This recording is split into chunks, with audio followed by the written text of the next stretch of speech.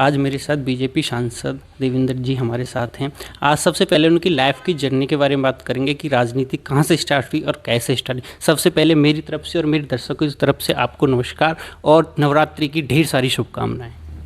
धन्यवाद। राजनीति का तो जहाँ तक मुझे याद आ रहा है 83 को आज कितने साल हो गए। 83 में मैं पंचायत का मेंबर, समिति का मेंबर बना था। फिर मैं पंचायत समिति का चेयरमैन बना भवानी खेड़ा से, और 87 तक मैं चेयरमैन रहा। 87 में मैं पहली बार विधायक बना। किस पार्टी से? उस टाइम पर पार्टी का नाम था लोकदल। चौधरी देवलाल मुख्यमंत्री थे, मैं उनकी वजारत में रहा। और कांग्रेस की तरफ से चौधरी बंशीलाल जी थे उस वक्त प्रदेश के मुख्यमंत्री, और 4 बार बदले गए मुख्यमंत्री।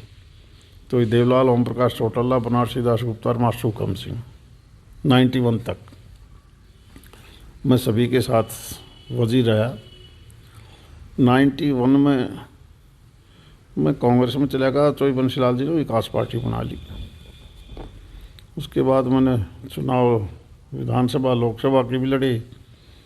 फिर मैं दोबारा 2000 में फिर तो शाम से ही विधायक बना। सुरेंद्र सिंह जी मेरे मुकाबले में 2 नंबर पर थे, और तीसरे नंबर पर शायद एक था एक मिस्टर सुनील लंबा। वो उस वक्त फिर लोकदल में चले गए थे। फिर 2005 में मैं बाडा से विधायक बना। 9 में फिर मैं सोना से विधायक बना, और 2 योजना में हुड्डा साहब के साथ मैंने पंचायत विभाग और ये दूसरे महकमे भी संभाले। 2014 में से फिर मैं अब तक 3 बार सांसद हूँ, महेंद्रगढ़ भिवानी से। बीजेपी से आप सांसद? जी जी।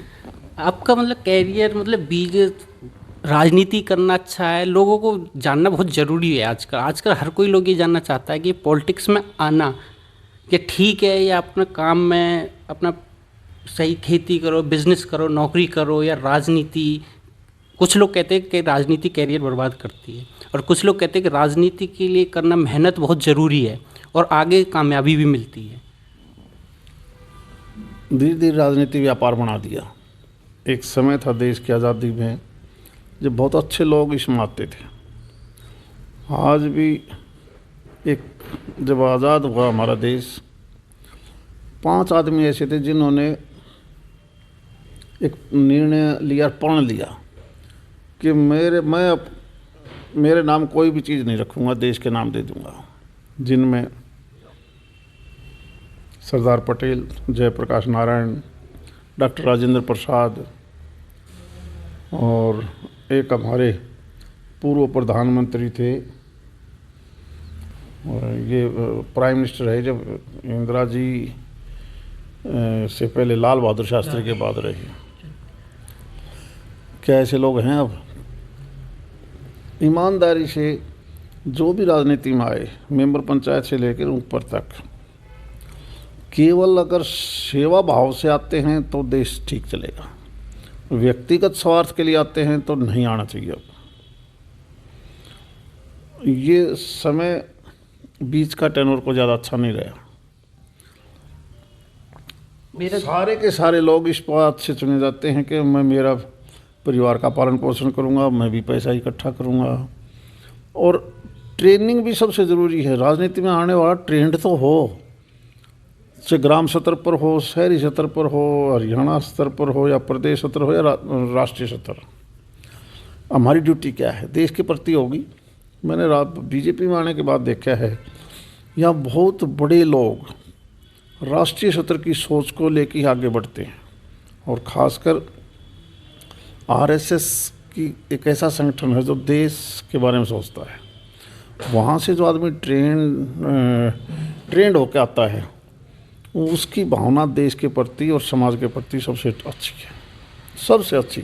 एक सेकंड में आपको इसमें रोकूंगा। आरएसएस के ऊपर राहुल गांधी जो विपक्ष बड़े हावी होते हैं। अरे यार, उनको पता नहीं है शायद, फिर हमें भी नहीं पता था जब तक हम बीजेपी में नहीं आए हमें नहीं पता था। हम भी मानते थे कि ये व्यापारियों की पार्टी है, आरएसएस क्या है क्या नहीं, लेकिन अब आके देखा एकमात्र ये एक ऐसी सामाजिक संगठन कहो जिसका उद्देश्य केवल और केवल देश है, सोसाइटी है। ये दुनिया को एक नज़र से देखते हैं। यहाँ से जो आदमी निकलता है इस भावना को देख के, यहाँ इन जो जितने भी नियम हैं आरएसएस के वो केवल देश के प्रति हैं, बाकी तो स्वार्थी हैं।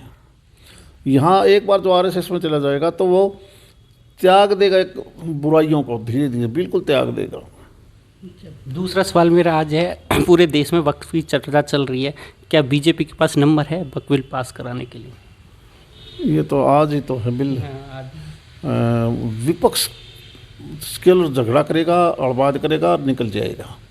विपक्ष खुद भी आत्मा से ये चाहता है कि ये बिल पास हो, वो तो केवल एक वर्ग को अपनी तरफ जोड़ने के लिए ये ड्रामा रच रहा है बस। आपके साथ नीतीश जी और चंद्रबाबू नायडू साथ देंगे? नीतीश जी और चंद्रबाबू नायडू जो आपके इंडिया गठबंधन। आप नायडू नीतीश की कह रहे हो, मैं कहता हूँ जो अपने आप जो कांग्रेस के लीडर बोल रहे हैं या दूसरे बोल रहे हैं, वो भी देखना देश हित में अंदरूनी आत्मा से वो भी चाहते हैं कि बिल पास हो।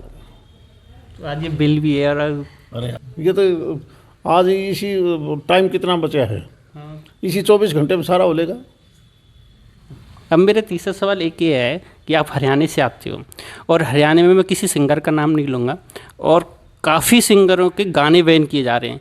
और गाने क्यों बैन किए जा रहे हैं? क्योंकि जो आजकल जो ट्रेंड चल रहा है बदमाशी वाले गाने, क्या ये सही है या गलत है कि ये गाने बैन होने चाहिए? आजकल जो यूथ है हमारा, हम भी यूथ हैं और यूथ है, और आजकल हर किसी के ट्रेंड में बदमाशी वाले गाने, और मैं किसी सिंगर का नाम ना लेते हुए आपसे ये पूछूंगा कि गाने बैन होने चाहिए सिंगर के? सिंगर के बारे में नहीं जानता, लेकिन एक आध बार तो हम देखते हैं ऐसी अच्छी अच्छी स्टेज पर, जब उनके गाने सुनते हैं तो हमें शर्म आती है, कहाँ बैठ गया हमने बीच में जाना पड़ता है। ये सोसाइटी को ख़राब करने का है। सिंगर कोई भी हो, पॉलिटिकल नेता कोई भी हो, इवन कवि कोई भी हो, अगर उसका मतलब गलत निकलता है और समाज को वो ख़राब करता है तो 100% बैन कर देना चाहिए। 100% कोई भी क्यों ना हो। ये जो उल्टी सीधी बातें हैं, आप शब्द हैं, इन चीज़ों को हर हालत में मैं नहीं, कोई भी अच्छा आदमी लाइक नहीं करेगा, कोई भी लाइक नहीं करेगा। मैं नहीं जानता कि किस सिंगर के बारे में बात करे हो, लेकिन न केवल हरियाणा प्रदेश में, देश में कहीं पर भी हो, ये कई जगह हमारी पुरानी जो खासकर जो पिक्चर आती थी उनका भाव होता था। अब सारे गानों का पता नहीं, एक्ट का पता नहीं। आप जब टीवी खोल लेते हो तो घर में बैठना मुश्किल हो जाता है। साथ मूवी देखना। इन चीज़ों के ऊपर ये जो इस प्रकार के हैं ना, ये बिल्कुल बंद कर देने चाहिए। हमारे यूथ पे बुरा असर हमारे ऊपर पड़ा है। उनकी अच्छाई तो हमने ली नहीं, बुराई सारी पकड़ ली। ये तो सरकार ने नहीं बल्कि सभी पार्टियों के नेताओं ने मिलकर, केंद्र हो या प्रांत हो, ऐसी चीज़ों पर बिल्कुल लगाम लगा देनी चाहिए।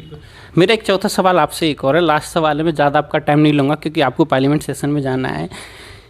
महाराष्ट्र से औरंगजेब से शुरू हुआ और राणा शासक आ पहुँचा, और जो सपा पार्टी है, विपक्ष है, वो उनके साथ खड़े हैं, और बीजेपी अलग है। क्योंकि एक सपा सांसद ने बयान दिया था तो राणा साहब के ऊपर रामजी लाल हैं, उनके घर पे पथराव और उनके घर को तोड़ दिया था, और यूपी के रहने वाले हैं, तो वो उनके घर पर हमला कर रहे हैं। तो बार बार बोल रहे हैं कि ठीक है उनका घर तोड़, क्या किसी के सांसद का घर तोड़ना ठीक है? मैं कहता हूँ चाहे सांसद हो, विधायक हो, अरे इस देश की मर्यादा कुछ तो रखो यार। जिन लोगों ने इस सनातन धर्म के लिए, देश के लिए, सभ्यता और संस्कारों के लिए कितनी बड़ी कुर्बानी दी हो, और उसके सामने आज आप किसी गांव में, मुझे नहीं पता आपका गांव औरंगजेब नाम रखते होगा किसी का, औरंगजेब के नाम से ही लोग कोई गलत काम करता है तो उन्होंने कहा साला ये औरंगजेब है। ऐसे आदमी की तुलना आप राणा सांगा से कर रहे हो। पता नहीं क्या हो गया इस देश में, क्या है ये राजनीति में कुछ आप कुछ ऐसा समझाओ मुझे कि राजनीति या जाति धर्म पे बट गई है क्या? हम केवल वोट के चक्कर में पड़े। हाँ, हमें ये वोट कैसे मिले, कैसा ही वोट हो, वोट मिले, बस एक ही ध्येय हो गया वोट। और ये वोट की बजाय देश आगे कैसे बढ़े, सोसाइटी की बुराइयां दूर कैसे हों, अच्छा सभ्य समाज कैसे बने, धर्म जाति क्षेत्रवाद से ऊपर उठ के, तभी हम विकसित देश बना पाएंगे। ये इन चीज़ों के बीच में हमें नहीं आना चाहिए।